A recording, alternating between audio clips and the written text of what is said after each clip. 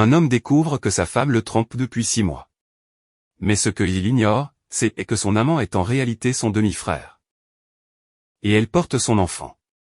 Cette révélation va déclencher une cascade de mensonges enterrés depuis des décennies. Deux familles qui se croyaient amies vont s'en redéchirer. Un père va frapper son meilleur ami en plein bureau. Une mère va découvrir la trahison de toute une vie. Et au centre de ce chaos, une femme qui pensait tout contrôler. Ce que vous allez entendre, Anne, n'est pas une simple histoire de divorce. C'est l'effondrement total un château de cartes bâti sur des secrets, des manipulations et des liaisons cachées. Quand la vérité éclatera, personne ne sortira indemne. Certains perdront leur famille. D'autres leur dignité.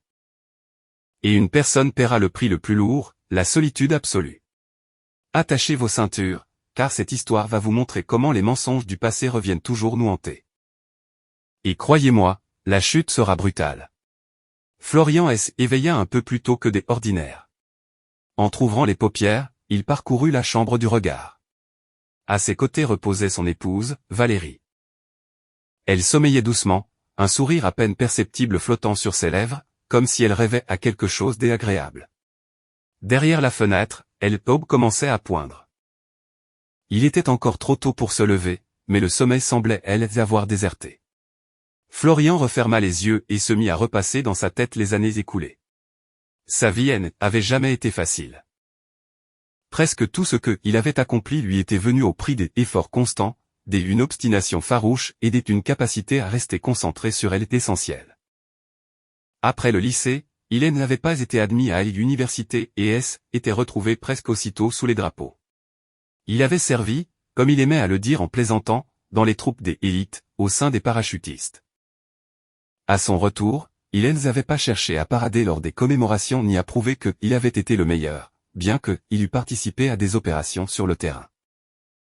C'est précisément cette expérience qui lui avait appris à ne pas tirer de conclusions hâtives et à ne pas verser dans les excès. Avec le temps, Florian avait fini par intégrer l'université, et désormais tout son temps était consacré aux études. Il fallait maîtriser un nombre considérable de matières techniques.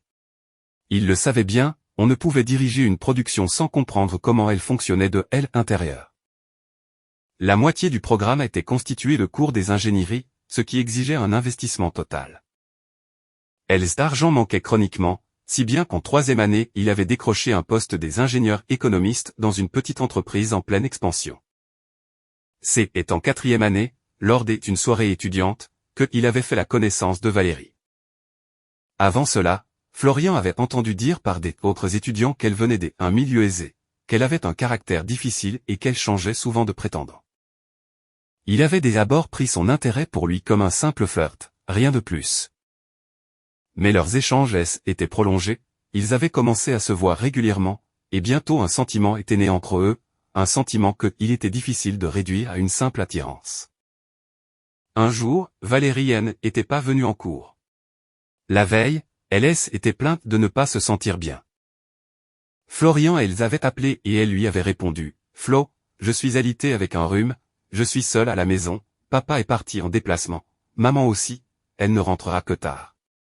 Tu veux apporter quelque chose? » Quoi exactement? Des médicaments ou autre chose? J'y ai tout ce qu'il faut sur ma table de nuit. Faites autre chose, viens me tenir compagnie, c'est tellement ennuyeux d'être malade toute seule. Florian n'avait pas cherché à se défiler. En début des après-midi, il était arrivé à la villa où Valérie vivait avec ses parents. Elle les avait accueillis dans le couloir, vêtus d'un peignoir, et ils étaient montés ensemble dans sa chambre à l'étage. Hélène n'avait plus de fièvre, les médicaments avaient fait leur effet, mais elle était tout de même recouchée. Quelques minutes plus tard, Florian était retrouvé à ses côtés dans le lit. Environ 2 heures étaient écoulées. Il était assoupi, un peu épuisé. C'était à ce moment que la porte de la chambre était ouverte, laissant apparaître le père de Valérie, Gérard Marchand. Florian avait bondi et commençait à ramasser ses vêtements, tandis que Valérie, avec un calme déconcertant, lançait « Papa, je t'ai dit combien de fois de frapper avant d'entrer. Je ne suis plus une enfant. Mais tu es au lit avec un homme. Papa, nous nous aimons et nous allons nous marier. N'est-ce pas, Flo? Bien sûr. C'était ainsi que Florian était devenu un homme marié. Les parents de Valérie N n'avaient pas été particulièrement enchantés du choix de leur fille. Ils avaient espéré pour elle un mari issu d'un milieu plus fortuné. Les relations entre Florian et eux étaient restées tendues. Pour le mariage, Gérard Marchand avait offert à sa fille une villa neuve sur 2 niveaux, en précisant bien que le cadeau lui était personnellement destiné. Après avoir terminé ses études, Florian avait intégré l'entreprise à temps plein et, en l'espace d'1 an, était devenu chef du service économique. La société était en pleine expansion.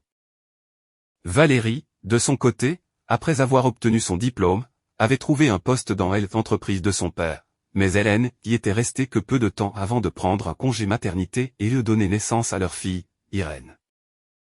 Elle ne supportait pas de rester à la maison, elle voulait travailler. Ses parents avaient accueilli l'arrivée de leur petite fille avec une certaine froideur, toujours pris par leurs propres affaires. Lorsque la fillette eut 2 ans, c'est à l'initiative de Valérie qu'ils engagèrent une nounou. Cette nounou n'était autre que Christina, une ancienne camarade de l'université qui avait dû abandonner ses études à cause de la maladie de sa mère. Valérie aimait souligner à cette occasion, pourrait s'occuper de ma fille, J, et une jeune femme qui a presque terminé des études supérieures en économie. La vie conjugale de Florian S était révélée difficile. Après son congé maternité, Valérie n'avait pas changé ses habitudes et se lançait parfois dans de brèves liaisons qu'elle dissimulait avec le plus grand soin. Florian en pressentait beaucoup de choses, mais il ne pouvait rien prouver. Le soir, il passait souvent du temps avec sa fille dans sa grande chambre, attendant le retour de son épouse.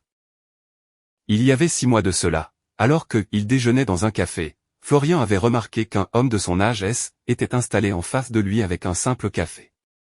Les hommes observaient avec attention.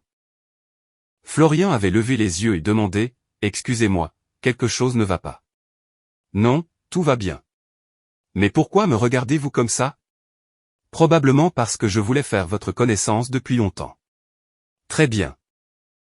Je s'y appelle Florian. Et moi Bastien, les anciens amants de votre femme. J'espère que vous n'avez pas intention de s'y agresser ? Vous avez l'air solide.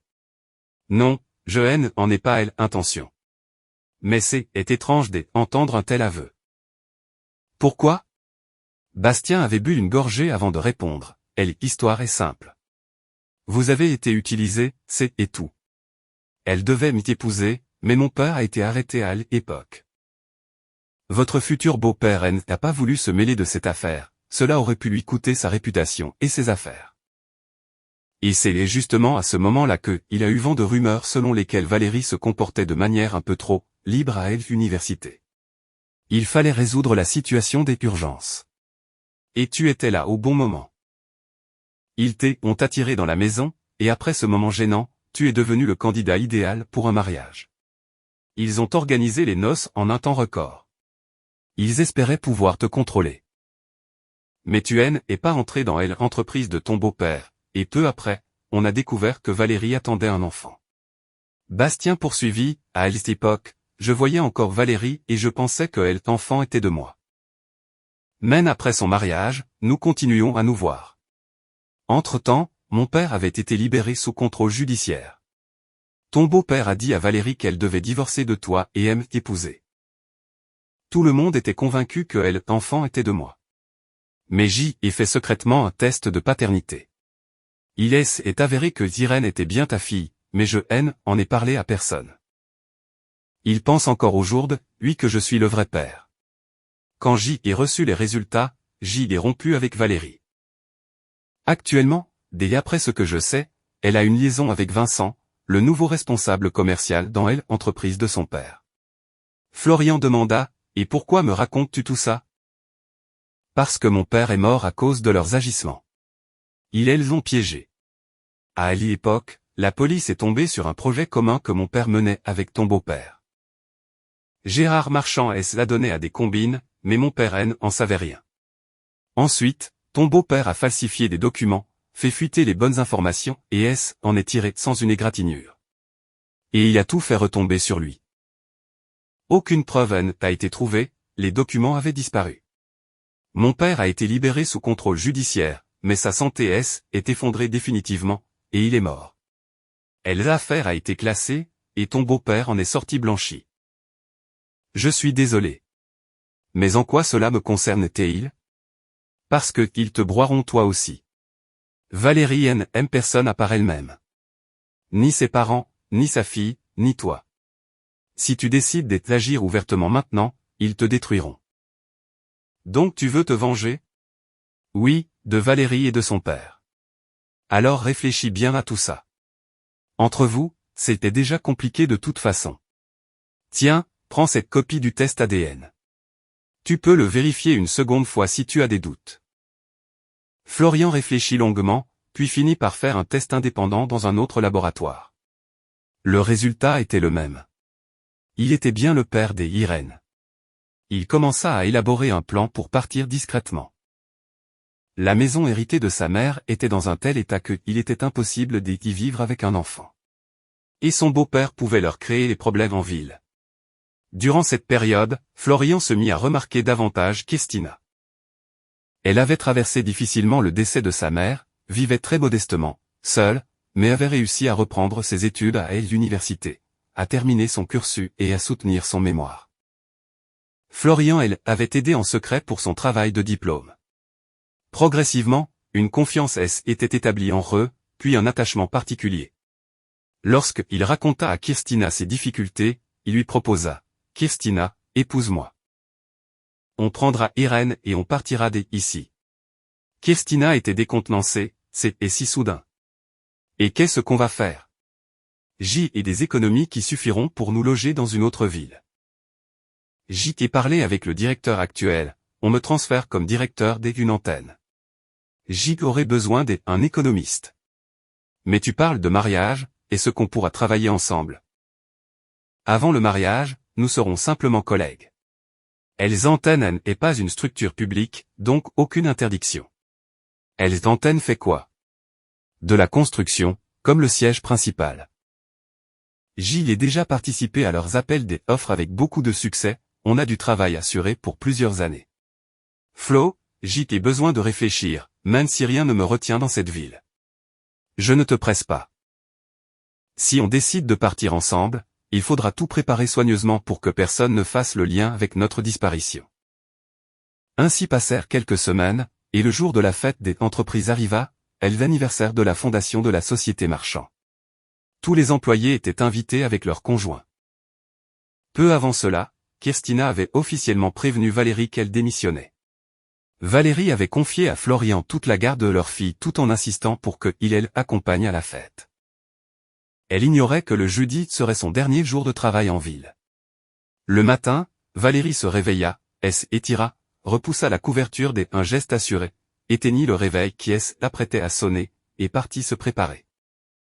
Elle ne jeta même pas un regard à Florian, pensant qu'il dormait. Dès qu'elle quitta la chambre, Florian se leva, enfila des vêtements intérieurs et se dirigea pour réveiller Irène. Valérie prit une douche puis passa dans la cuisine où, devant le miroir murat, elle commença à se coiffer. Elle scrutait son reflet avec attention, appliquant à discipliner chaque mèche de cheveux. Mais son humeur était quelque peu gâchée par une légère nausée matinale. Elle savait qu'un tel symptôme ne signifiait rien en soi, que cela pouvait venir du stress, de la nourriture ou d'autres raisons diverses. Mais ces derniers jours, elle avait remarqué plusieurs autres signes qui pointaient vers une possible grossesse. C'était extrêmement inopportun. Hélène n'avait eu aucune intimité avec son mari depuis environ 6 mois. En revanche, pendant tout ce temps, ses rencontres avec Vincent étaient poursuivies.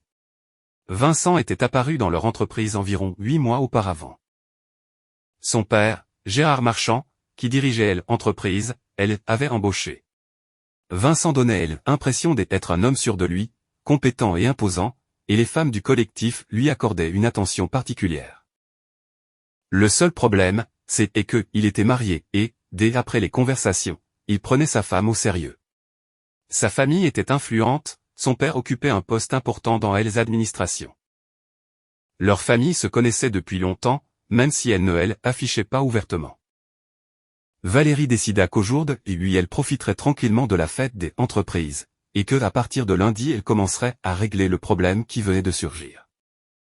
Pendant ce temps, Florian réveilla sa fille, et ensemble ils firent leur gymnastique matinale dans la pièce qu'il avait transformée en petite salle de sport. Là, Irène pouvait sauter et jouer à LP sans risquer des abîmer quoi que ce soit. Après les exercices, ils passèrent sous la douche. Florian ouvrit l'eau pour sa fille, elle y aida, puis descendit à la cuisine.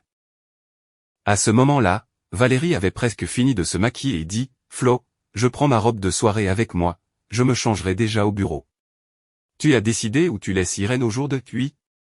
Oui, j'y ai tout organisé. Tu n'as pas besoin de me raconter, je te fais confiance. Et n'oublie pas, après la soirée des entreprises, je vais chez Kirstina avec les filles. On restera là-bas jusqu'au matin. Je ne vais pas traverser toute la ville seule la nuit. Je rentrerai demain vers 10 heures. Prépare-moi quelque chose de bon ici là. Des accords. Bon, je file. Je ne t'embrasse pas, je vais abîmer mon rouge à lèvres. Valérie bondit, prit la robe sous housse dans la pièce voisine et sortit dans la rue. Comme d'habitude, Vincent attendait. En voyant la robe, il sortit de la voiture, ouvrit la porte arrière et disposa soigneusement la housse sur le siège pour qu'elle ne se froisse pas. Il s'installa au volant, démarra et demanda, « Alors, qu'est-ce qu'on fait après la soirée? On se retrouve ?» Vincent, je te il dit, « Tout est décidé. Je passe toute la nuit avec toi. » Et ton mari, qu'est-ce qu'il va dire? On n'a jamais pris un tel risque avant. Mon mari pense que je vais chez Kirstina. On est mise d'accord. Elle est seule chez elle, elle est cassé la jambe, la pauvre. Comment elle a fait ça? Dans un escalier, sur Ells Avenue. Elle était pressée, elle a glissé, il y a du carrelage, était mouillé, et ses jambes ont dérapé. Heureusement que sa tête a rien eu. Et ta femme, qu'est-ce qu'elle pense? J'y ai dit que la direction s'y appelait hors de la ville. Et pourquoi tu ne l'emmènes pas avec toi à la soirée des entreprises? On n'apporte pas son bois dans la forêt. Vincent, allez, dis-moi franchement. Franchement? Elle va bientôt accoucher, on attend un fils. Et tu continues à me voir après ça. Tu préserves ta famille. Valérie, tu es une femme séduisante, mais tu es mariée, je suis marié. Et nous savons tous les deux qu'un jour nous nous séparerons, ce sera plus juste comme ça. Je comprends.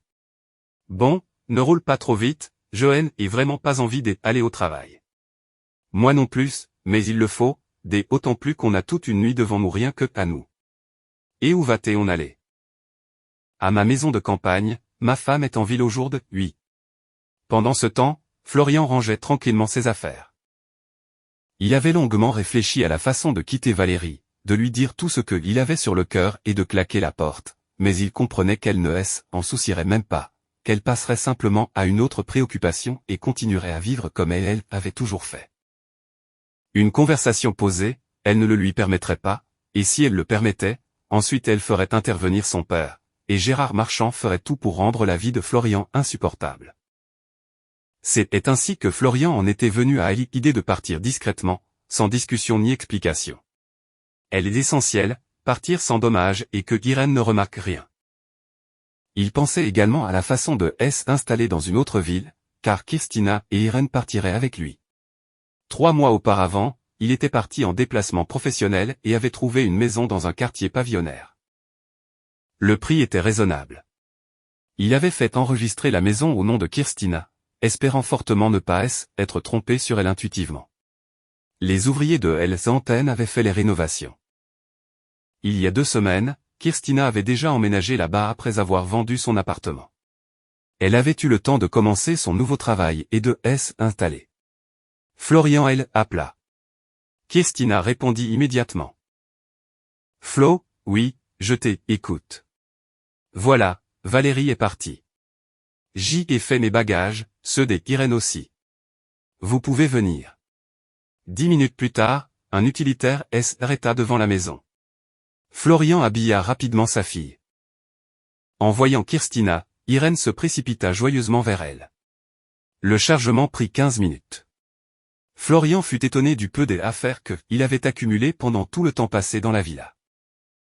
En faisant ses adieux à Kirstina, de façon inattendue pour lui-même, il se pencha et elle l'embrassa. Kirstina fut surprise, mais ne se déroba pas. Flo, on t'attend. Tu partiras de nuit, mais ne dépasse pas la vitesse autorisée. On a besoin que tu arrives entier. La voiture partit, et Florian retourna dans la maison.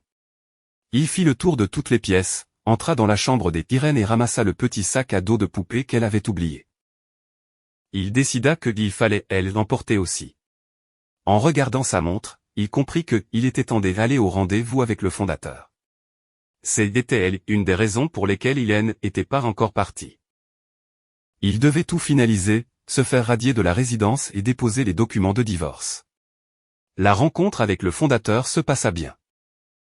Celui-ci comprenait que Florian voulait partir, mais Hélène n'intervenait pas dans ses affaires personnelles. Il savait que Florian avait beaucoup fait pour l'entreprise. L'idée de créer une antenne venait précisément de lui, et cette antenne rapportait maintenant des bénéfices considérables. Le directeur de Hells Antenne disait depuis longtemps qu'il voulait prendre une retraite bien méritée, donc la candidature de Florian était logique. Le directeur général avait demandé au fondateur de le confirmer, et celui-ci avait accepté. Plus de temps fut nécessaire pour finaliser la radiation de la villa, mais Florian régla cela aussi. Il ne restait plus que à attendre le soir. Valérie, pendant ce temps, entra dans le bureau du directeur général et passa dans le salon. Son père y trouvait, buvant un café. Elle remarqua 2 tasses, et sur elle et il y avait une trace évidente de rouge à lèvres. De plus, sur le col de sa chemise restait une petite tache des mêmes lèvres. Visiblement, son invité venait juste de sortir par elle d'autre issue. Valérie lança, « Je dérange, on dirait. » Moi ? Non, tout va bien. Je ne parle pas de toi, mais de celle qui buvait le café avec toi. C'est elle adjoint qui est passé rapidement. Il se met du rouge à lèvres, lui. Pourquoi cette question ? Il y a des traces de rouge à lèvres sur la tasse. Et sur ta chemise aussi. Papa, maman va bientôt arriver, elle va poser des questions. Merci, ma fille. Gardons ça entre nous, des accords ? Et qui était avec toi ? Ça restera mon secret. Papa, tu donnes un drôle d'exemple. On ne peut pas prendre de tels risques, surtout pendant les heures de travail. Tu as raison, je ne le ferai plus. Et dans l'hôtel que tu contrôles, elle n'organise pas non plus ce genre de rencontre. Maman a ces gens là-bas. Bon, ça suffit, va te changer maintenant. Valérie, tu as transformé mon salon en vestiaire. La moitié de l'armoire est déjà remplie de tes robes. Papa, fais-moi un bureau séparé avec un salon, et j'y transporterai tout. Je suis directeur général d'une entreprise dont ta mère est la principale fondatrice, et je suis la fille chérie du directeur général et de la fondatrice, et d'ailleurs, je dirige un département qui rapporte des bénéfices. Bon, habille-toi, je m'en vais. Tu vas me faire ce bureau, alors ? Non, bien sûr que non, les gens vont jaser. Qu'ils jasent. Ils parlent trop, ils iront chercher du travail ailleurs. Le père partit dans son bureau. La secrétaire reçut le signal qu'il était de retour, entra dans le salon, récupéra la vaisselle et elle l'emporta pour la laver. 1 heure avant la soirée des entreprises, la mère de Valérie, Agnès Dumont, arriva. Elle entra dans le salon et vit que Valérie terminait son maquillage et s'apprêtait à enfiler sa robe. La mère se joignit immédiatement au processus, aidant à mettre la robe délicatement pour ne pas toucher la coiffure. Valérie était ravie.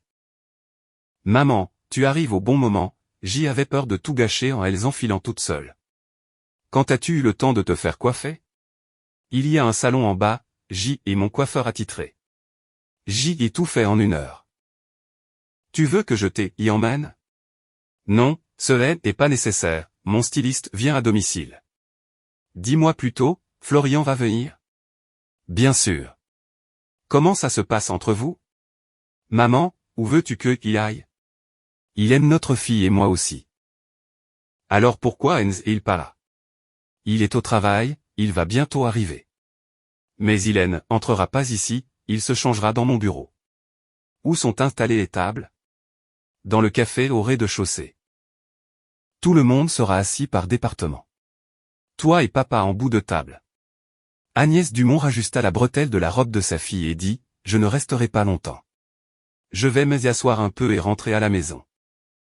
Surveille ton père, que il n'abuse pas. Mais ne le reprends pas devant les gens. Maman, papa est plus un enfant, il se contrôle. Je en suis pas si sûr, est un homme en vue. Alors pourquoi tu le laisses seul? Il ne va nulle part sans moi. Mais ton Florian est indépendant, lui. Surveille-le. Maman, on a une fille, elle aime. Et moi aussi. Et dès lundi, je vais commencer une nouvelle vie. Je travaillerai moins, je consacrerai plus de temps à la maison. Il faut juste trouver une nouvelle nounou. Et Kirstina? Elle a démissionné. Était pourtant pratique. Une nounou avec des études. Elle s'occupait de elles enfants toute la journée, et le soir, était Flo. Bon, il est temps d'y aller. Florian arriva au bâtiment des bureaux 5 minutes avant le début de la soirée des entreprises. Il monta au 2e étage et entra dans le bureau de Valérie, dont la porte, comme des habitudes, n'était pas verrouillée. Hélène était pas là. Florian retira sa veste légère et lissa ses cheveux devant le miroir. Sur le bureau, il vit le téléphone de sa femme branché sur le chargeur. Il savait que la batterie de son téléphone ne tenait presque plus la charge, c'était pourquoi Valérie le rechargeait à chaque occasion. L'écran affichait 24%. Florian retira délicatement la prise du chargeur de façon à ce qu'extérieurement, on ait l'impression qu'il était toujours branché. Le téléphone cessa de recevoir de l'énergie, mais visuellement, était impossible à remarquer. Il est à ce moment que Valérie entra dans le bureau. Tu es déjà là. Viens vite. Papa va faire son discours. Ils passèrent dans la grande salle où les employés de Entreprises étaient rassemblés. Gérard Marchand félicita solennellement tout le monde pour l'anniversaire de la fondation de Entreprises, remercia pour le travail accompli et énuméra les meilleurs employés. Bientôt, il commença à remettre des récompenses. Parmi les employés distingués, Vincent monta sur scène. Florian observa attentivement son visage. Il y avait quelque chose de familier dans les mouvements de Vincent, certains jettent que Florian avait l'impression d'avoir déjà vu. Mais il n'approfondit pas. Dans une équipe, il y a beaucoup de gens, et parfois on a l'impression que quelqu'un en rappelle un autre. Par contre, il fut surpris par la quantité d'éloges adressés à quelqu'un qui ne travaillait que depuis 8 mois. Mais la partie solennelle toucha bientôt à sa fin, et Gérard Marchand invita tout le monde aux tables dressées au rez-de-chaussée. Les places étaient distribuées à elle d'avance. Florian assis à côté de Valérie. De l'autre côté des installa un couple marié du service comptabilité. Les premières minutes, tout le monde resta un peu guindé, mais après quelques toasts, l'atmosphère se détendit nettement. Des conversations insignifiantes commencèrent, des échanges de propos sur rien. Vincent était assis à une table avec son département pas loin de Florian, si bien que Florian entendait malgré lui une partie de leur conversation. Les femmes s'intéressaient à savoir pourquoi Vincent n'avait pas emmené sa femme. On n'apporte pas son bois dans la forêt, plaisantait-il. Et puis elle est un peu souffrante. En réalité, Florian savait que la femme de Vincent, Juliette, attendait un enfant et se sentait globalement bien. De plus, peu avant la soirée des entreprises, elle avait elle-même fixé un rendez-vous avec lui. La raison en était une conversation avec Bastien, qui lui avait parlé de la liaison de Vincent avec Valérie. Il avait partagé cette information parce qu'il voyait que Florian n'entreprenait aucune démarche concernant sa femme. Pour ce soir-là, Juliette avait prévu sa propre conversation avec son mari. Valérie remarqua que son mari ne buvait que de l'eau minérale. « Tu ne veux même pas un bon cognac. » J'y ai inspecté le chantier au jour de lui, répondit-il calmement. J'y ai dû prendre froid là-bas. Je vais rentrer tôt à la maison, prendre des médicaments et me coucher. Profite bien de la soirée.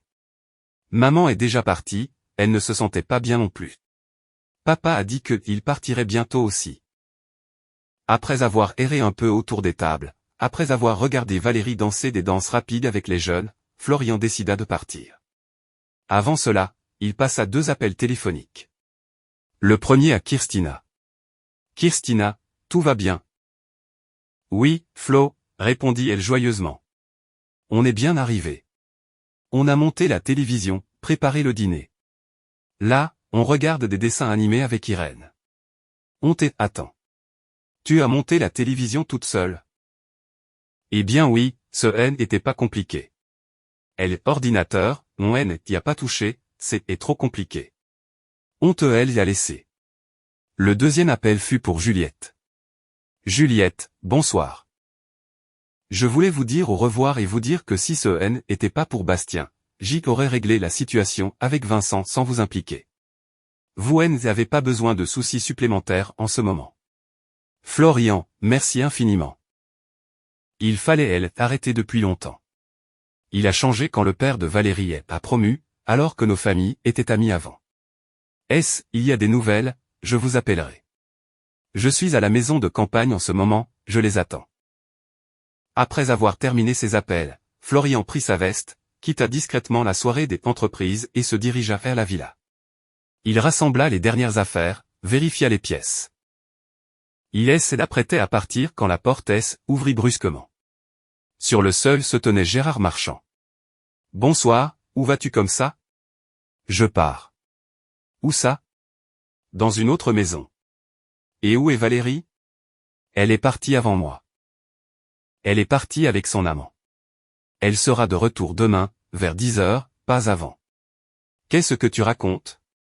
Quel amant? Ma fille est une fille bien. Un amant ordinaire. Il se voit depuis environ 6 mois. Qui, Bastien? Non. Elle a rompu avec Bastien quand elle a cru que J élevait son enfant. Mais expertise a montré que Irène est ma fille. Ni vous ni Hélène aviez besoin d'Irène. Alors je l'y ai prise. J a déposé une demande de divorce aujourd'hui. Et je ne réclamerai pas de pension alimentaire. Valérie est au courant? Elle en moque. Ces derniers mois, elle ne nous remarquait plus. Alors qui est son amant? Votre employé favori. Celui que vous avez engagé comme responsable commercial. Vincent? Lui-même. Vous lui avez des tailleurs remis un cadeau aujourd'hui. Mais il est marié. Votre fille est mariée aussi. Et devinez avec qui? Bref, je pars. Qu'elle vive avec qui elle veut. Ce est pas possible. Gérard Marchand composa le numéro de sa fille d'une main tremblante, mais le répondeur annonça que s'abonnait n'était pas joignable. Florian, dis-moi, où peuvent-ils être? Je ne sais pas, peut-être dans un motel, peut-être dans votre hôtel. Mais je pense qu'ils sont à la maison de campagne de Vincent. Il faut arrêter ça. Il est déjà tard, et je dois y aller. Fermez la porte vous-même. Où peut-on te trouver? Nulle part. Je ne veux pas qu'on dérange ma fille. Si vous avez besoin de moi, appelez-moi. Je ne serai pas au tribunal, j'y enverrai un représentant. J et des preuves des relations de votre fille avec des personnes qui ne voudront pas de publicité. Il vaut mieux qu'on se sépare à elle, amiable. Je le veux aussi. Au fait, J a apporté des médicaments contre le rhume, Valérie avait demandé. On pourrait s'asseoir, boire un peu? Gérard, comprenez, elle ne peut pas épouser Vincent. Elle t'aime. Je suis désolé, mais notre mariage est terminé. Florian souleva ses sacs, sortit résolument, monta dans sa voiture et prit bientôt la route, laissant sa vie passer derrière lui. Il n'éprouvait aucun regret. Dans cette maison, il n'y avait pas d'amour, seulement Irène. Et grâce à Irène, il avait compris qu'auprès de Kirstina il se sentait en paix, et que 3 était ce qui comptait le plus pour lui. Il ne mentait pas en parlant de preuves compromettantes. Bastien lui avait effectivement remis des documents, des photos et des vidéos où Valérie était capturée dans des situations qui, si elles étaient rendues publiques, détruiraient sa réputation. Au tribunal, de tels documents ne pesaient pas lourd, mais sur Internet, ils pouvaient anéantir quelques-uns. De plus, sur les images figuraient des personnes influentes. Florian avait demandé à Bastien, c'est du chantage, non?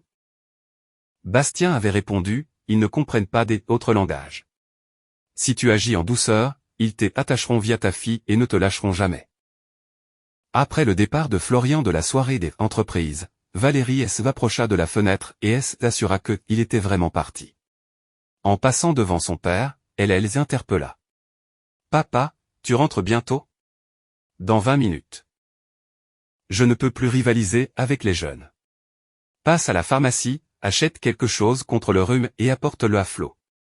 Il avait l'air bizarre. Gérard Marchand accepta, mais quand il vint chercher sa fille, Hélène était plus là. Le bureau était fermé. Il ne savait pas encore que Valérie roulait déjà dans la voiture de Vincent sur la route de campagne. Entre-temps, ils arrivèrent devant une grande maison à 2 étages. Vincent ouvrit le portail, ils entrèrent. La maison était spacieuse, avec un immense salon et des meubles coûteux. Vincent ralluma quelques bougies et dit, « Valérie, avant de monter dans la chambre, je propose qu'on mange quelque chose et qu'on boit un verre. » J'étais au volant et je n'ai pas bu une goutte. Vincent, d'accord. Je vois que tu t'es préparé à elle, avance. Bois, toi, mais moi je n'en ai pas besoin. Pourquoi? Qu'est-ce qui se passe? J'ai des problèmes. Avec ton mari? Avec lui aussi. Raconte-moi dans quel ordre. Tu sais que je te soutiendrai toujours. Premier problème, je suis enceinte. Bon, et alors? Deuxième problème, l'enfant n'est pas de mon mari. Il comprendra. De qui alors? Vincent, depuis que je te connais, je n'ai eu personne des autres. Et avec ton mari? On dormait juste dans le même lit. Rien de plus. Bon, et ensuite? Je ne veux pas divorcer.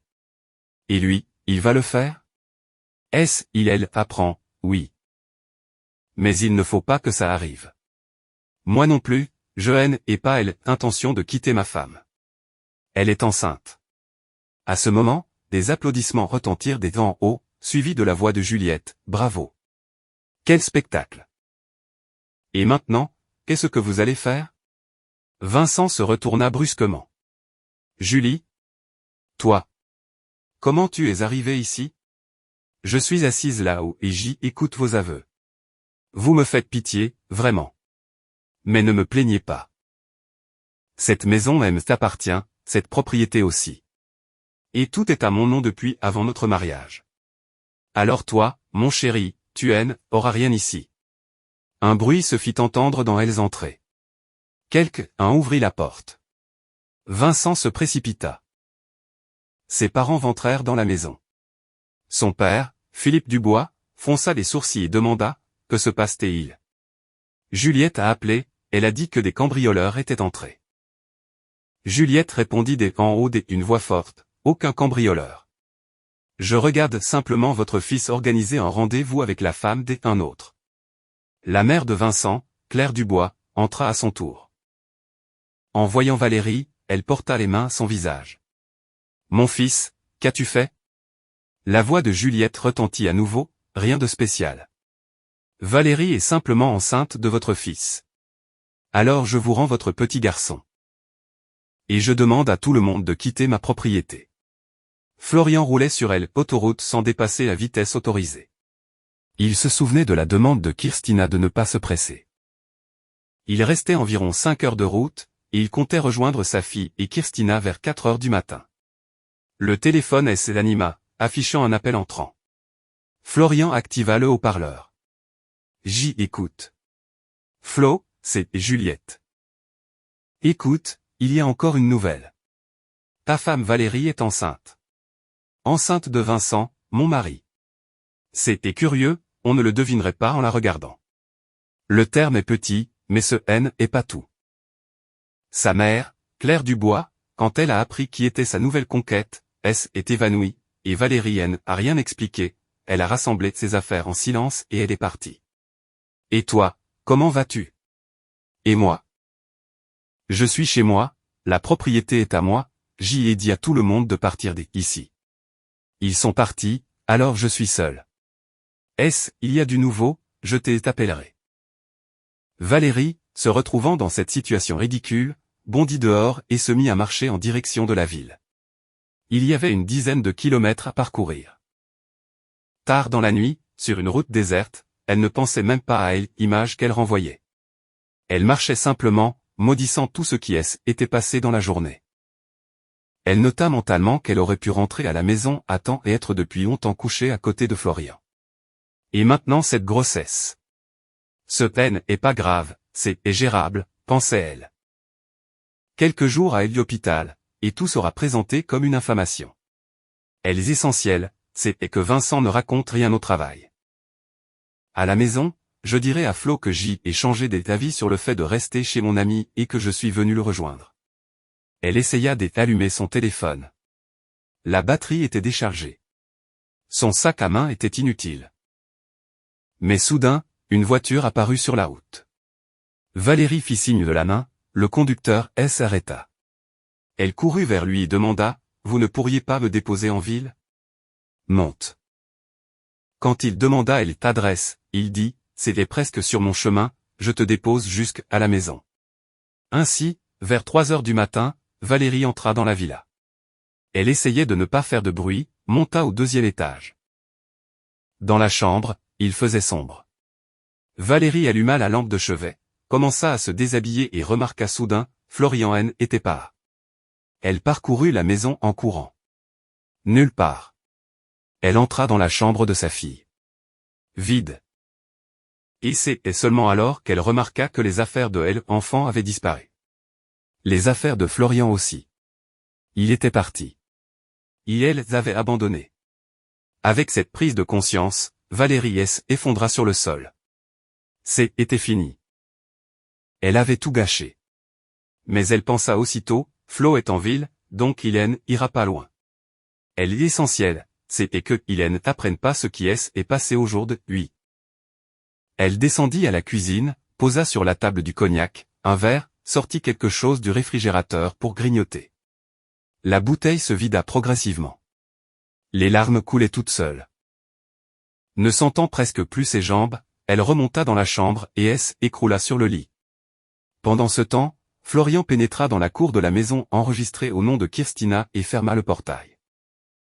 Sur le perron, Kirstina t'accueillit et demanda doucement pour ne pas réveiller Irène, « Flo, tu veux manger ?»« Non, merci. Va te reposer. Tout va bien pour moi. Alors je vais y aller. » Je me suis couché à côté d'Irène. Je t'ai préparé un lit dans la chambre. Valérie se réveilla vers la fin de l'après-midi. Sa tête lui faisait atrocement mal. Se levant difficilement, elle descendit à la cuisine. Sur la table trônait une bouteille de cognac vide. La raison de sa nausée devint immédiatement évidente. Elle trouva dans le réfrigérateur un pot de choucroute et but toute la saumure. Puis elle s'assit à table, essayant de se rappeler les événements de la veille. Prise en flagrant délit avec son amant par sa femme et ses parents. Et ils savent que je suis enceinte de Vincent. C'est grave. Mon mari est parti, il a pris notre fille. Mais ce n'est pas encore la fin. Flo m'aime. Il suffit que je lui promette que je vais changer. Bien que, on l'a forcé à se marier. Il aime Irène beaucoup plus que moi. Je me demande ce que il dirait il apprenait qu'Hélène et pas de lui, mais de Bastien. Bon, papa va en mêler, on réglera tout. Lundi, je vais agir. Elle but les restes de saumure et partit chercher son téléphone. Elle remarqua que l'ordinateur, l'imprimante, le scanner et la télévision, Florian les avait emportés. Il avait laissé le chargeur. Le téléphone finit par s'allumer. Elle appela son père. Après la 2e sonnerie, il répondit. « Valérie, que se passe-t-il ? Où es-tu ? » ?»« Papa, je suis à la maison, depuis hier. »« Et Florian, où est-il avec notre petite fille ? » ?»« Il est parti. Mais il ne va nulle part. »« Tu lui as apporté les médicaments ? » ?»« Je les ai apportés. Il était justement en train de charger ses affaires. »« Papa, il a emporté la moitié de la maison. Ça n'aurait pas pu tenir dans sa voiture. Devant moi, il n'a pris que des petites choses. Bon, qu'est-ce qu'il t'a dit ? Il a dit que tu aurais prétendument un rendez-vous avec Vincent et qu'après la soirée des entreprises tu irais chez lui à la campagne. Et que tu serais de retour à la maison vers 11 heures du matin. Je suis passé plusieurs fois, tu n'étais pas là. Comment il sait pour Vincent ? Je ne sais pas. Il a dit que vous vous voyez depuis 6 mois. Et le plus important, il a déposé une demande de divorce. Papa, il faut arrêter ça. Je viens tout de suite. Non, ce n'est pas nécessaire. J est mauvaise mine. Discutons en au travail après le week-end. Au jour de oui et demain, j'y ai besoin de réfléchir. Désaccord. Mais dis-moi, Vincent est chez toi. Vincent? Non, bien sûr que non. Et hier, pourquoi tu n'as pas répondu? Mon téléphone est déchargé. Qu'est-ce que Florian a dit d'autre? Où est-il parti? Rien. Il a dit qu'il resterait joignable. Bon, je vais t'appeler. À lundi. Valérie raccrocha. Elle mit son téléphone en charge, puis ouvrit résolument une nouvelle bouteille de cognac, se servit un verre et le but des fins traits. Elle grignota du fromage, se regarda dans le miroir. Elle avait une apparence terrible. Le téléphone se rechargea. Elle composa le numéro de Florian. J'y écoute, répondit-il. Non, c'est moi qui t'écoute. Tout ce que tu veux entendre se trouve dans le paquet que j'y ai laissé dans la table de nid. Difficile de le rater. Qu'est-ce qu'il y a dedans? Une copie de la demande de divorce que j'y ai déposée vendredi. Lila. Tu peux me dire avec des mots pourquoi tu me quittes? Tu aimes à tromper. Pas une fois et pas avec une seule personne. En ce moment, tu as une liaison qui dure depuis 6 mois. Je haine et pas elle intention de faire obstacle. Je suis parti. J'y ai pris Irène. Je ne demande pas de pension alimentaire. Tu as tout inventé. Je t'aime, toi et notre fille. Valérie, arrêtons les contes de fées. Je propose qu'on se sépare calmement, sans scandale et sans preuves compromettantes. D'autant plus que la femme de Vincent va bientôt accoucher. Et ton tour viendra aussi. Je suis au courant de ta grossesse de Vincent. Inutile d'essayer de me faire passer l'enfant pour le mien. Je ferai une expertise. Comment tu sais tout ça? Quelle importance? Je sais tout. Et je propose une solution pacifique. Mais je t'aime. Non. Ta fille t'es indiffère, et moi je suis le personnel de service. J'y en avais fini avec Vincent. Bien sûr, après que vous ayez été surpris dans sa maison de campagne par sa femme enceinte et ses parents. Comment tu le sais? Je le sais. Sa femme m'y a appelé. On voulait nous séparer. J'y ai décidé que personne n'était meilleur que toi. Dommage, mais c'est trop tard. Dans la demande, la raison est incompatibilité de caractère. Mais je peux changer pour adultère. Séparons-nous dignement. Excuse-moi, je dois donner à manger à notre fille.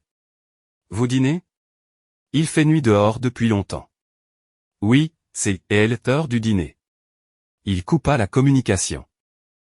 Valérie s'est assise à table, se servant à nouveau du cognac. Maintenant, c'était clair. C'était un piège. Il savait pour le rendez-vous à la maison de campagne. Florian était parti de tous les événements plus tôt. Et il avait transporté ses affaires à elle, avance. Dans la journée, très probablement. Papa n'avait vu que ce qui restait. Elle monta dans la chambre, trouva l'enveloppe, lut la demande. Florian n'exigeait rien. Il gardait sa fille avec lui et joignait un accord. Elle envoya un message à Vincent. Comment ça va? Il répondit presque immédiatement, c'est horreur ici. Mes parents ne parlent pas. Après ce que j'y ai compris, ils divorcent. Ma femme a dit qu'elle dépose une demande de divorce lundi. Jusqu'aux 3 ans de d'enfant, je suis obligé de la soutenir financièrement. On en discutera lundi. Valérie se servit encore un verre. Tant pis, je divorcerai de Florian. Je serai avec Vincent. Le lundi matin, Valérie arriva au travail plus tôt que d'habitude. Elle monta presque en courant dans son bureau, ferma la porte, se changea rapidement en tenue de travail et se regarda dans le miroir. Elle était trouvée plutôt bien. Elle décida qu'elle allait maintenant parler à son père, et qu'il trouverait certainement une solution. Il avait bien réglé l'histoire avec Bastien autrefois, avec Florian aussi, il arrangerait aussi le divorce de Vincent. Quant à Florian, il faudrait en séparer. Tant pis pour lui, qu'il élève la fille d'un autre. Le téléphone intérieur sonna. Valérie décrocha. La secrétaire dit, « Valérie, Gérard Marchand vous demande de passer le voir. Il est là depuis longtemps. » Il est arrivé avant moi. Le responsable commercial Vincent est déjà dans son bureau. Valérie se dirigea sans hésiter vers le bureau de son père. Celui-ci parlait au téléphone avec quelqu'un et lui indiqua un siège d'un geste. Elle est assis en face de Vincent. Gérard Marchand termina sa conversation, raccrocha et dit, « Alors, mes tourtereaux, comment allons-nous vivre maintenant ?» Valérie prit une profonde inspiration et dit avec assurance, « Papa, c'était simple. J t'aime Vincent, il t'aime. J t'attend un enfant de lui. Je vais divorcer de Florian, Vincent va divorcer de sa femme. Et nous nous marierons. » Gérard Marchand leva brusquement les sourcils. « Tu attends quoi? Tu as perdu la tête. »« Papa, je vais très bien, » répondit calmement Valérie. À ce moment, la porte s'ouvrit brusquement et le père de Vincent entra dans le bureau. Mais il n'était pas seul, il était accompagné de la mère de Valérie. Gérard Marchand se leva, tendit la main à son vieil ami, mais au lieu d'une poignée de main, celui-ci le frappa de toutes ses forces au visage. Le coup fut précis, et le père de Valérie tomba au sol. Vincent bondit. « Papa, qu'est-ce que tu fais? Arrête. » Le père de Vincent répondit d'une voix forte, « Quel papa? Ton vrai père est assis là. Et moi, il est d'avers que j'y ai vécu toute ma vie comme un cocu. Ta mère a tout raconté hier, elle fait ses valises en ce moment. » Valérie cligna des yeux, ne saisissant pas immédiatement le sens de ce qu'elle venait d'entendre. Puis elle tourna son regard vers Vincent. « Donc tu es mon frère? » Un silence pesant s'installa dans le bureau. Pendant ce temps, Gérard Marchand reprenait ses esprits. Il tenta de se relever en agrippant au fauteuil. Son épouse, Agnès Dumont, l'approcha et lui donna un coup de pied. « Il compte jeter sa femme à la rue, mais c'est toi qui vas quitter la maison avec ce que je t'aurais préparé. Elle n'espère pas grand-chose. » Le père de Vincent ajouta, « Et prépare l'argent pour toutes ces années où j'y ai élevé ton fils. Pour avoir été privé de la possibilité d'avoir mon propre enfant. Tu vas payer pour tout. » Ils sortirent avec Agnès Dumont. Valérie répéta, « Papa, Vincent est mon frère. »« Oui, ma fille, » soupira lourdement Gérard Marchand. « C'est ton frère de sang. » Valérie serra les poings. « Quel cauchemar, qu'est-ce qu'on fait maintenant? Comment cela a-t-il pu arriver? » Le père baissa la tête. « J'y étais jeune, nous étions tous jeunes.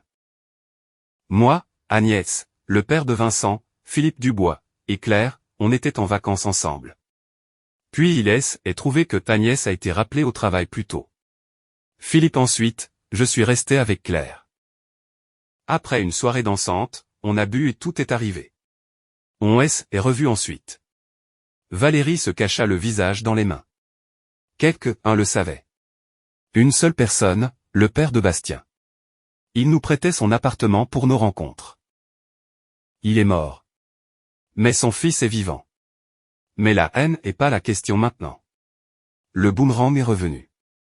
Philippe va me détruire. Je le comprends. Et moi, qu'est-ce que je fais? Tu ne peux pas avoir un enfant de ton frère. C'est un risque. Tu sais ce qu'il faut faire. Valérie hocha la tête sans le regarder. Papa, et où vas-tu habiter? Seulement si tu aimes t'accueilles.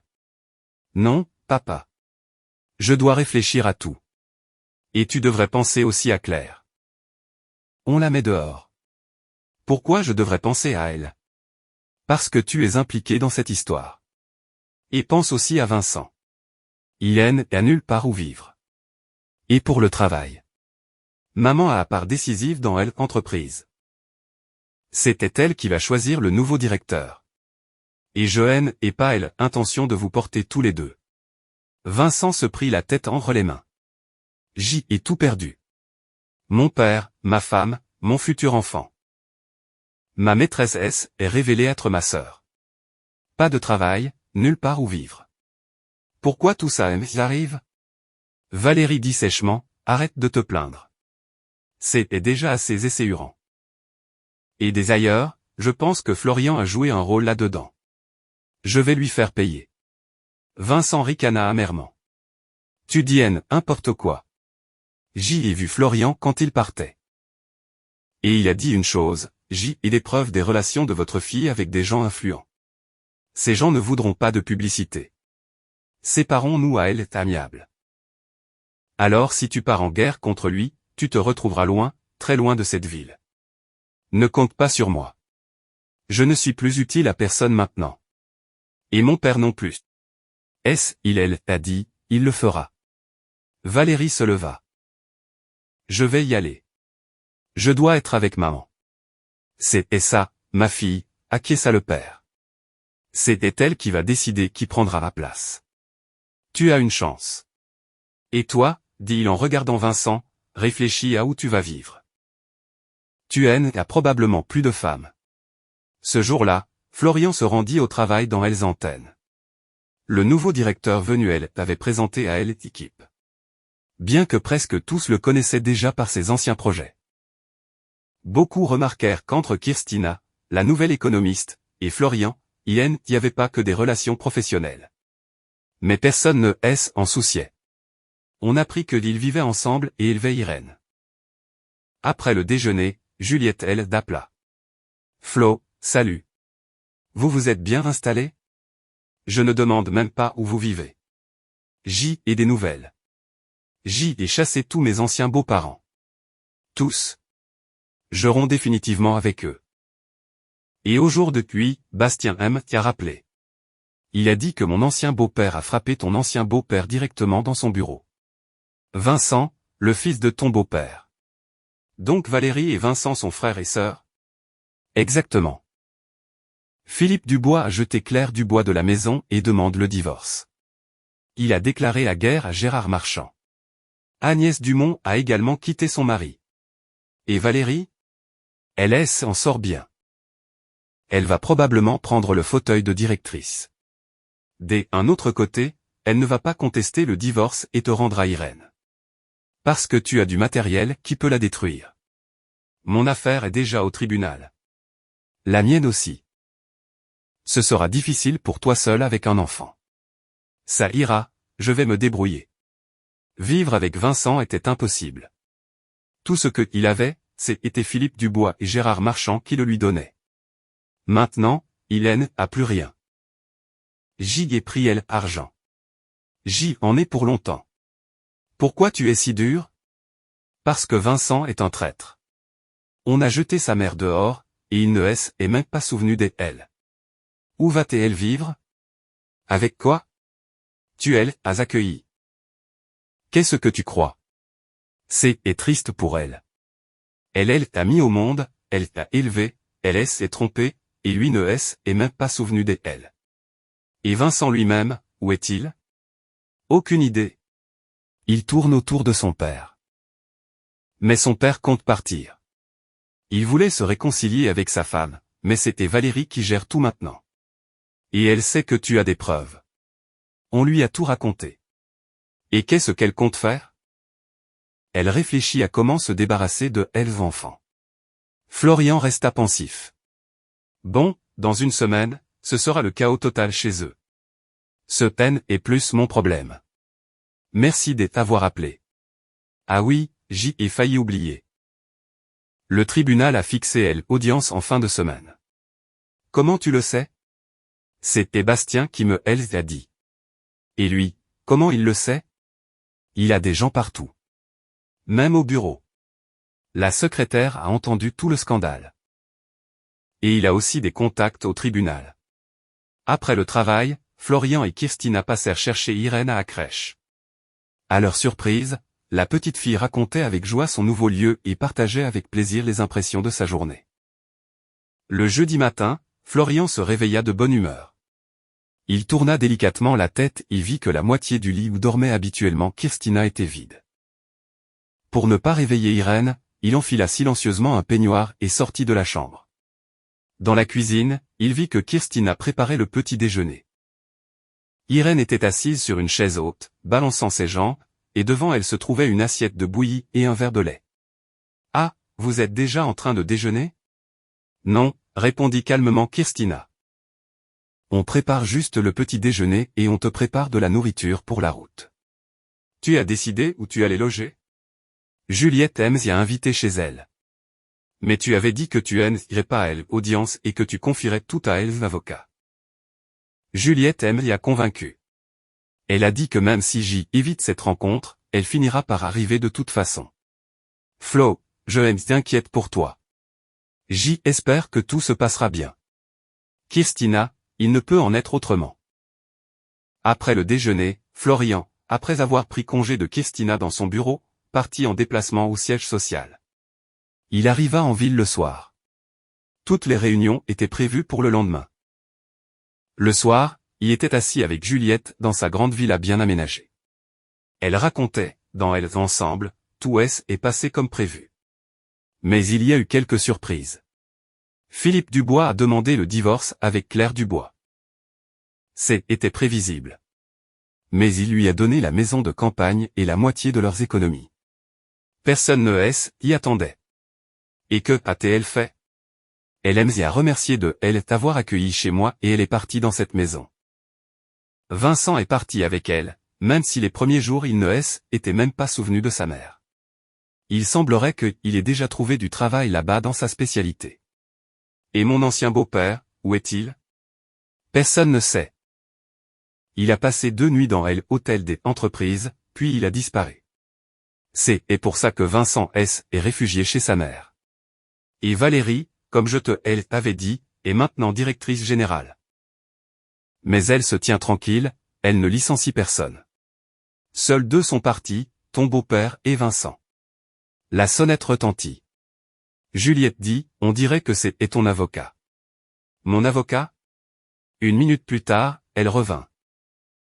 Derrière elle entra Bastien. Mes amis, notre alliance est magnifique. Bonsoir. Salut, Bastien.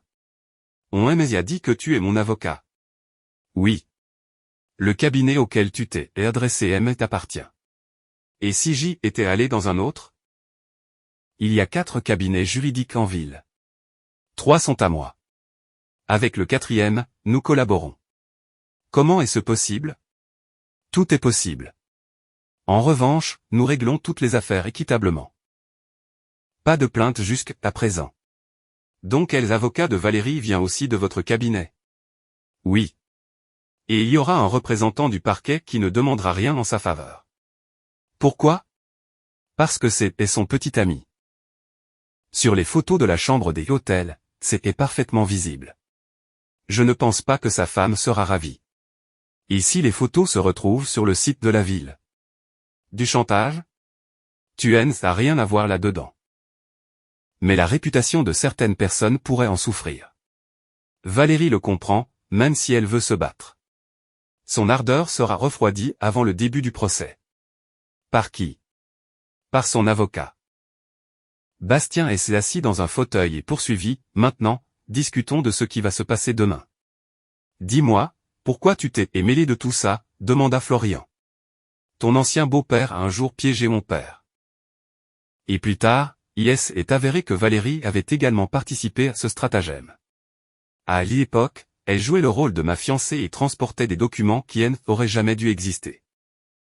C'est à cause des deux qu'ils ont arrêté mon père. Mais tu as détruit la famille de Philippe Dubois. Lui aussi a participé à la falsification de documents. Pourquoi tu ne les as pas punis? Il y a des limites. Maintenant, ces deux-là se détruisent mutuellement. Et Gérard Marchand a simplement disparu. Mais en vérité, tu devrais savoir une chose. Bastien fit une pause. Il est parti dans le village où il est originaire. Et on y a retrouvé. L'officier de police a rédigé un rapport. Tout sobre, personne n'a rien vu. Il a refait surface le matin. Il faut le dire à Agnès Dumont. Ce n'est pas mon affaire. Ses parents étaient là-bas. Donc Valérie gagne maintenant? Pourquoi? Elle a perdu son mari, sa fille aussi. Peut-être que ça la fera réfléchir. La perte de sa fille, c'était un boomerang qui lui revient du futur. Ils discutèrent du plan d'action. Le lendemain, Florian passa au siège social, et à 10 heures il était déjà au tribunal. Bastien et Juliette arrivèrent. Valérie, en voyant Florian, ne se dirigea pas vers lui, mais il les arrêta. Jusqu'à la décision du tribunal, nous ne communiquons que par l'intermédiaire de l'avocat. Et qui est ton avocat? Le voici, fais sa connaissance. Bien que vous vous connaissiez déjà. À ce moment, le représentant du parquet apparut, un jeune homme nommé Constantin. Il salua joyeusement Valérie et elle t'emmena pour discuter. Puis tous entrèrent dans la salle. Constantin s'assit à sa place, vit des photos posées face contre table, les retourna et changea immédiatement d'expression. Il voulut dire quelque chose à Valérie, mais à ce moment raisonna, « Veuillez vous lever, la cour entre. » L'avocat de Valérie demanda discrètement, « Il y a un problème. » Tout va bien. Je vérifie juste que J ait tout pris en compte. Elle lui rappela sèchement, le plaignant a des vidéos et les photos prouvant ses infidélités. Et alors? Il ne veut pas les publier, donc le motif du divorce est l'incompatibilité. Mais si elle commence à résister, il présentera tout. Le juge regarda Juliette. Devez-vous absolument être présente? Oui, votre honneur. J ai une audience dans quelques jours pour mon propre divorce. J ai surpris mon mari Vincent avec cette femme. À l'époque, elle était enceinte, et ensuite il est avéré que c'était son frère. Je veux entendre ce qu'elle va dire. Compris. Restez. Lorsque le juge lut la requête, Constantin demanda une pause de 5 minutes. Dans le couloir, il dit doucement à Valérie, « Qu'est-ce que tu fais? Tu vois bien qu'on aime t'à piéger. Je vais être licencié. » Qui t'a piégé? On est entré dans la salle, y avait personne. Ce N est pas un jeu. Signe tout ce qu'il demande, sinon tu vas tout perdre. Après la pause, l'audience reprit. Valérie leva les yeux vers Florian et prononça, « Je reconnais toutes les demandes. Je suis prête à signer un accord pour qu'il puisse adopter Irène. Et encore une chose, Florian ne sait pas que Irène n'est pas sa fille. Je l'ai eu avec elle, avocat du plaignant, Bastien. Il a été mon amant pendant de nombreuses années. » Le juge regarda Bastien. « Est-ce vrai? » C'était vrai que nous avons été amants, mais elle, enfant, est du mari légitime. J'y ai 2 expertises de 2 villes différentes. Le juge demanda à Valérie, « Êtes-vous au courant de ces expertises? » Non. Qui est inscrit comme parent sur l'acte de naissance? Moi et Florian. Quelqu'un a-t-il contesté la paternité? Non. Donc, le père est considéré comme Florian. Êtes-vous prête à signer la renonciation? Oui. Elle signa les papiers directement au tribunal. Lorsqu'elle l'affaire fut close, Valérie quitta la salle la première. Florian rentra chez lui tard dans la soirée. Kirstina repassait les vêtements d'Irène, et Irène rangeait soigneusement ses petites affaires. Florian entra discrètement et, face à son regard interrogateur, dit, « Tout va bien. Irène est notre fille. Dans 30 jours, on dépose la demande à l'état civil et on commence à préparer le mariage. » Kirstina sourit. « Flo, on pourrait peut-être éviter les fastes? On se marie simplement. Ça me suffit. Je suis heureuse. Tu vas dîner? Oui, et je vais boire du champagne avec toi. » Au final, Valérie resta seule. Personne ne pouvait comprendre la raison de sa solitude. Seul la médecin qui avait commis une erreur lors de l'interruption de grossesse la connaissait. Valérie ne pouvait plus avoir d'enfants, et les problèmes survenus avaient complètement éloigné des hommes. Après les funérailles de son père, elle continua à diriger l'entreprise qu'elle réussit à maintenir à flot. Agnès Dumont vivait tranquillement dans sa grande maison. Elle ne communiquait avec sa fille que pour les questions professionnelles. Vincent vivait avec sa mère au village. Il avait tenté plusieurs fois de rétablir sa relation avec Juliette, mais elle refusait. Elle estimait que ces tentatives n'étaient qu'un désir d'éviter les paiements ordonnés par le tribunal. Lorsque son fils eut 3 ans, elle rencontra à la crèche un homme qui élevait seul sa fille après la mort de sa femme. Ils commencèrent à se voir et se marièrent bientôt. Philippe Dubois vivait seul. Il avait pris sa retraite. Il n'y avait personne à qui se venger, et il sombra progressivement dans les alcools. Claire Dubois n'essaya jamais de rétablir la relation. Bastien continua à diriger ses cabinets juridiques. Cette idée lui avait été proposée autrefois par son père. Florian et Kirstina eurent un fils. Lorsque Valérie apprit, elle entra dans une rage folle, car en même temps elle découvrit qui était devenue la mère de sa fille, alors qu'elle-même ne pouvait plus avoir d'enfants. Et c'est ainsi que l'histoire se termine. En réfléchissant à voix haute, on peut dire que la vie confronte souvent les gens aux conséquences de leurs propres décisions. Et parfois, le prix à payer n'arrive pas tout de suite, mais quand il est déjà trop tard pour réparer quoi que ce soit. Le mensonge trouve toujours un chemin vers l'extérieur, même si on le cache soigneusement pendant des années. Une personne peut tout perdre à cause de son propre égoïsme, mais tout retrouver si elle agit honnêtement et assume ses actes. Il est important de comprendre que la famille ne se construit pas sur la ruse, mais sur le respect, la responsabilité et la volonté de prendre soin les uns des autres. Et chacun reçoit exactement ce qu'il a un jour envoyé dans le monde par ses actions.